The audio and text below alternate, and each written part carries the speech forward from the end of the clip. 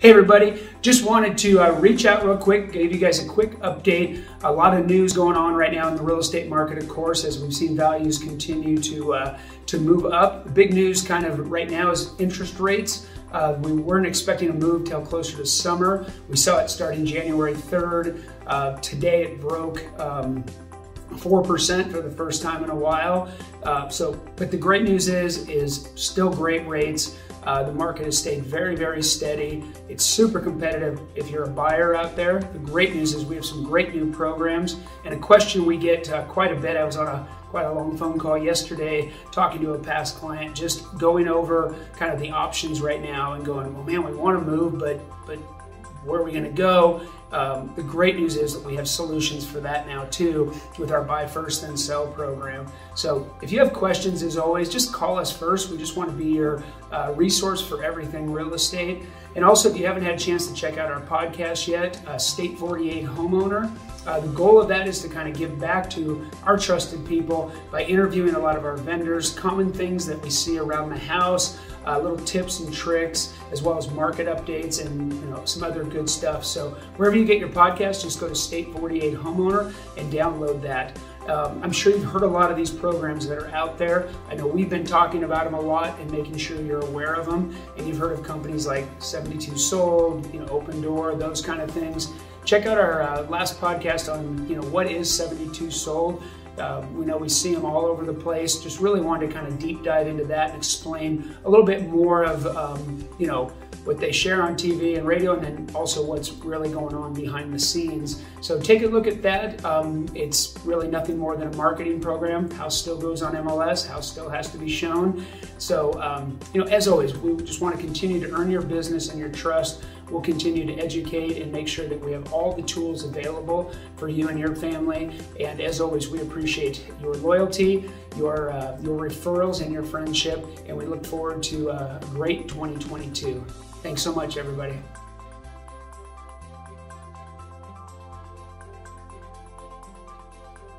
Hey, Steve Harrington here, Gaylord Hanson Mortgage Team at Loan Depot here in Mesa, Arizona. So you're thinking about buying a home.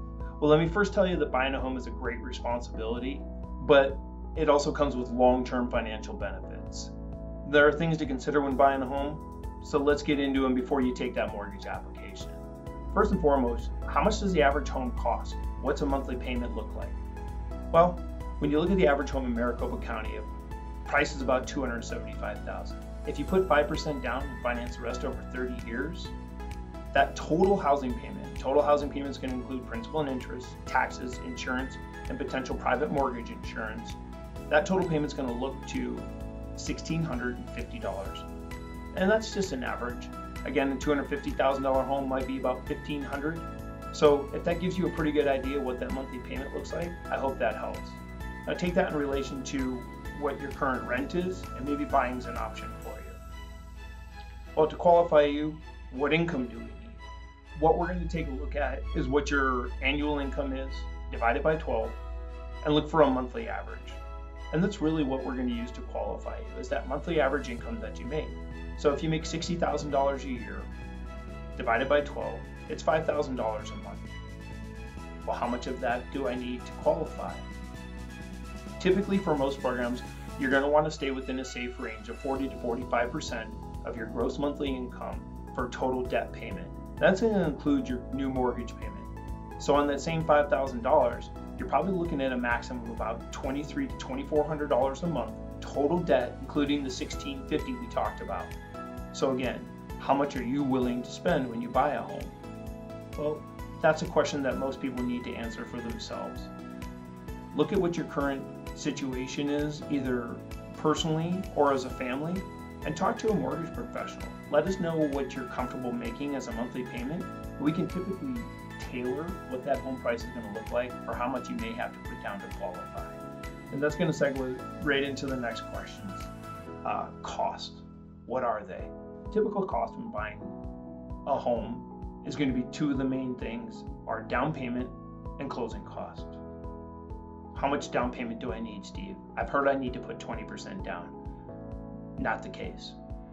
Most first-time home buyers put on an average nationally of about 6%. Most programs only require a minimum of 3 to 5% down payment when buying a home. That's right, 3 to 5%, not 20%. 20% is to avoid private mortgage insurance, but let's not confuse the issue. 3 to 5% is the minimum typical requirement for almost all programs when buying a home. So besides down payment, what are my other closing costs? Well, the other costs involved with buying a home are going to be third-party costs, lender fees, title costs, homeowners insurance, property taxes, days of interest, appraisal. All of those added up. For me, historically, I've always told people, think about another 2% of the purchase price as average closing cost in addition to the down payment that you have. So it'll give you a pretty good idea when you're looking at a $200,000 home that if you have a 5% down payment, $10,000, another 2% for closing cost of about $4,000, that you may need about $14,000 to buy a $200,000 home. Just using those numbers for simple math. Again, we can always give you an idea of what those costs and down payment requirements are going to be depending on your program. Now, just be aware, there are programs out there that require less than 3 to 5% down payment. For those of you that are current or active military or veterans of the military or even a surviving spouse, you can get 100% financing through the VA with no down payment required. Now, there are also programs for 100% financing through the USDA in some outlying and rural areas. Always talk to a real estate professional or mortgage professional to see if the homes that you're looking at qualify for those homes as well. But again, 3 to 5% down payment, VA 100% financing, no down payment required, and there are USDA programs for 100% financing as well. And then let me not forget that there are some down payment assistance programs, which you can get help with down payment requirements depending on the area, state, or city that you're looking to buy in. I really appreciate you taking this opportunity to hear some of the information that a lot of home buyers ask.